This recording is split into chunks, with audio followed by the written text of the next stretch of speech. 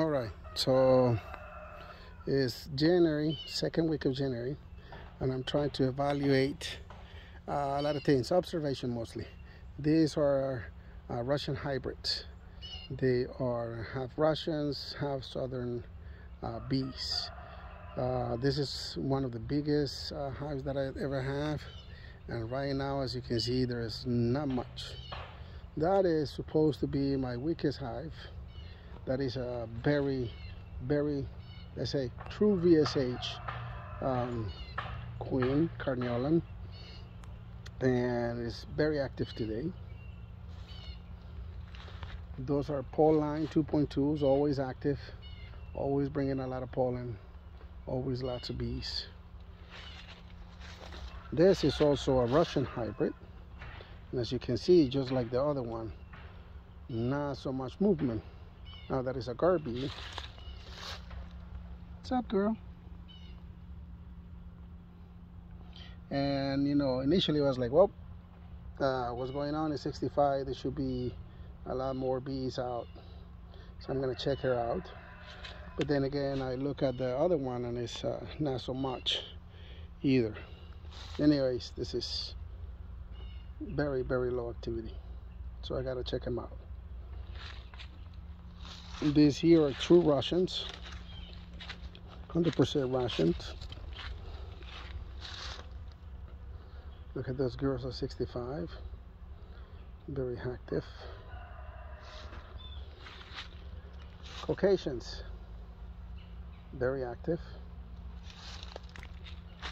Golden Cordovans, moderately active. Yes. These are Beewavers, active.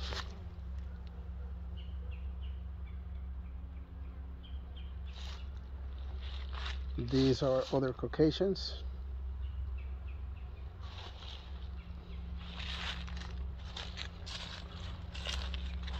These are more Beewavers. Other thing that I wanted to point out is, for example,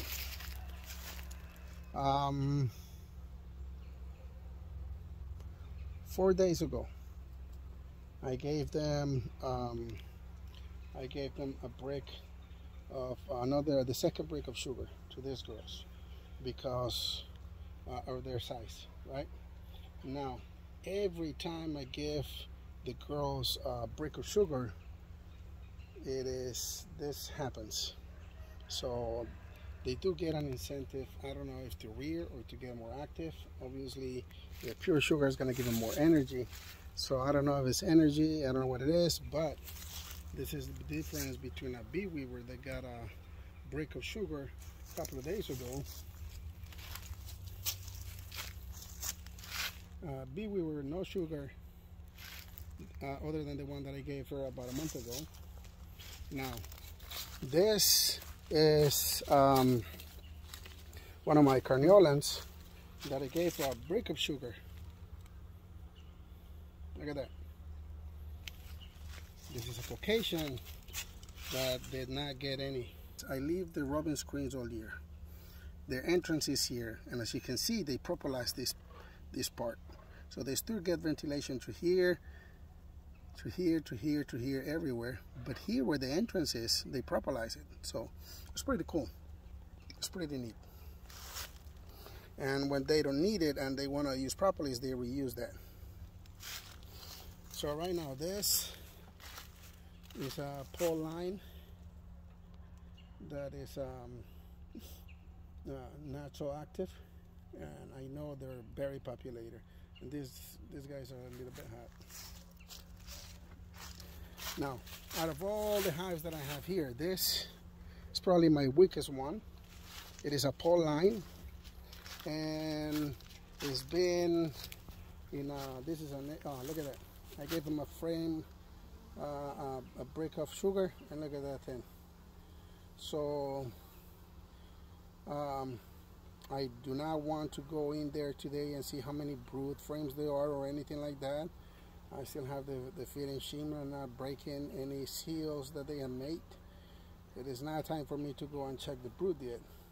but I see a lot of pollen and a lot of activity. Before I gave them the brick, there was almost empty. Like there was no bees in there, like the one that I just saw, the hybrid Russians, right?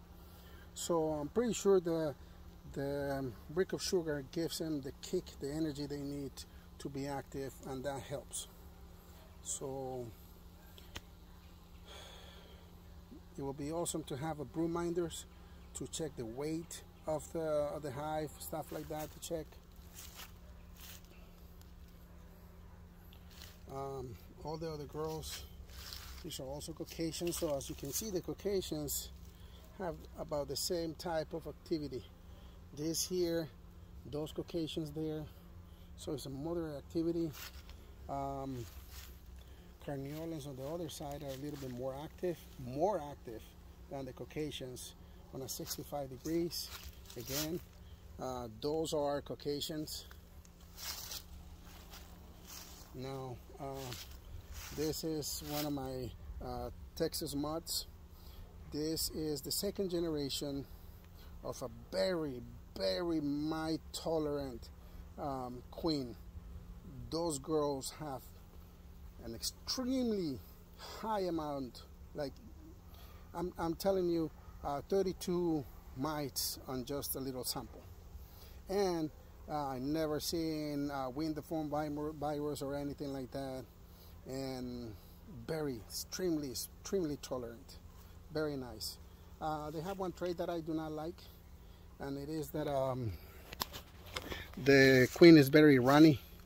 As soon as you open the hive, she just runs away, and actually they run out of the hive. I've found that queen even in my truck bed. I found her once. She gets out and she gets in the equipment. It is really annoying. So I'm keeping them because of the mites tolerant pole lines. These are pole lines 2.2s. The only hive that I'm going to check today, this is a Russian hybrid.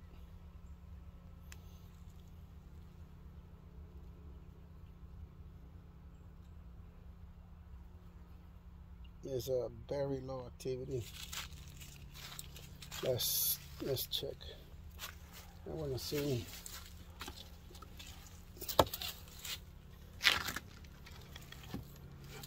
Okay, I already have one on me, saying that she doesn't like me too much.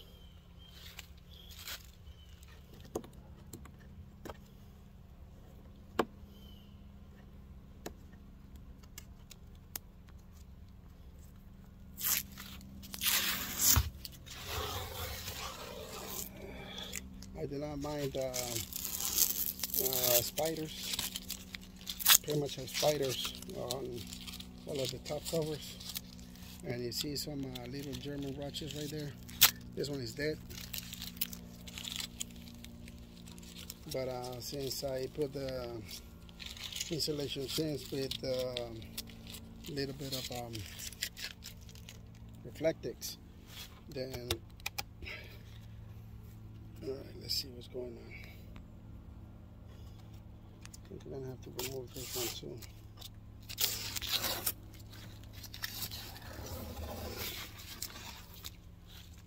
Alright, let's see what's going on.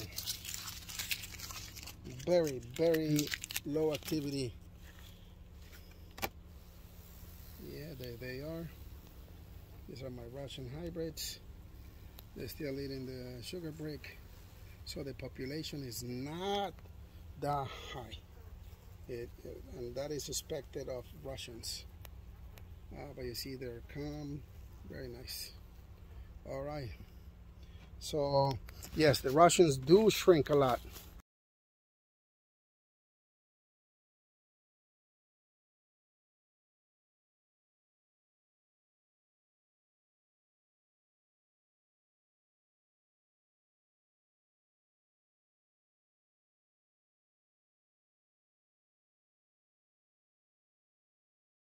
There's a pure Russian, and the other one over there, which has the red top, is a Russian. So all my bees are color coded depending on the breed. But yes, so the things to notice is Russians do shrink. Right before fall, I thought they were gonna swarm. Those two deeps were packed, and when I say packed, it was brood both boxes.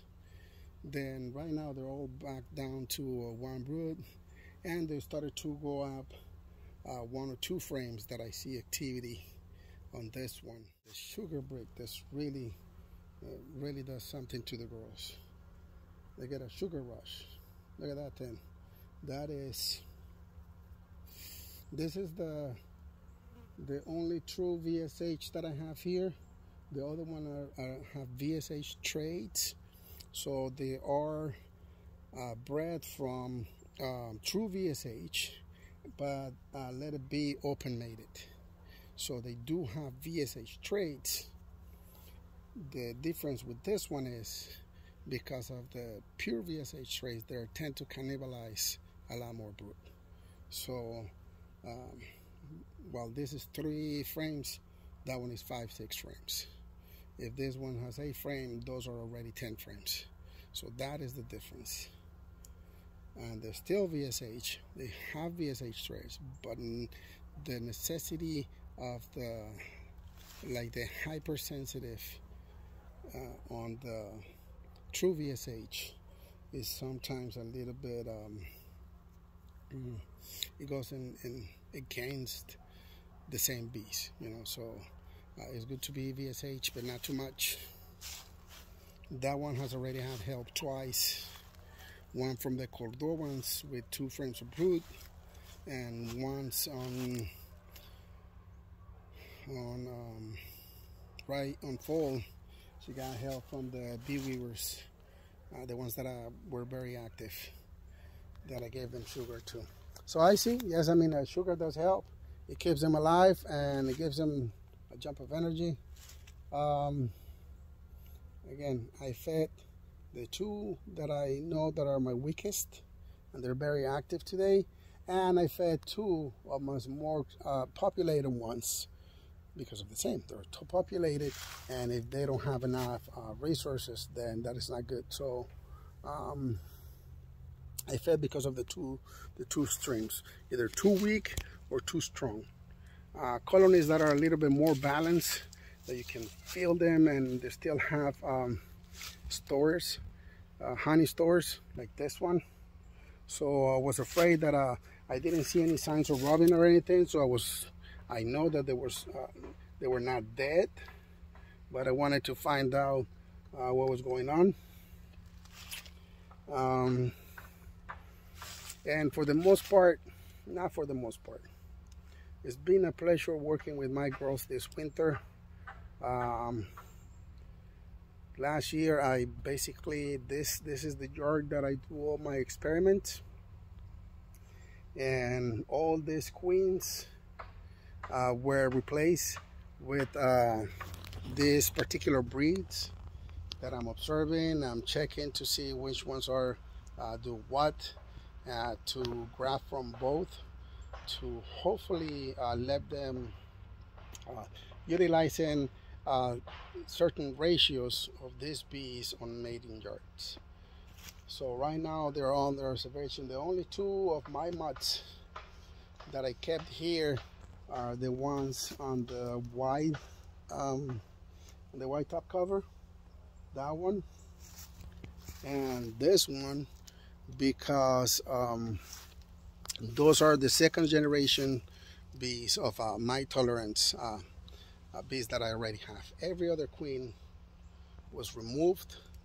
There are pure breeds now under observation and selecting for grafting for this year.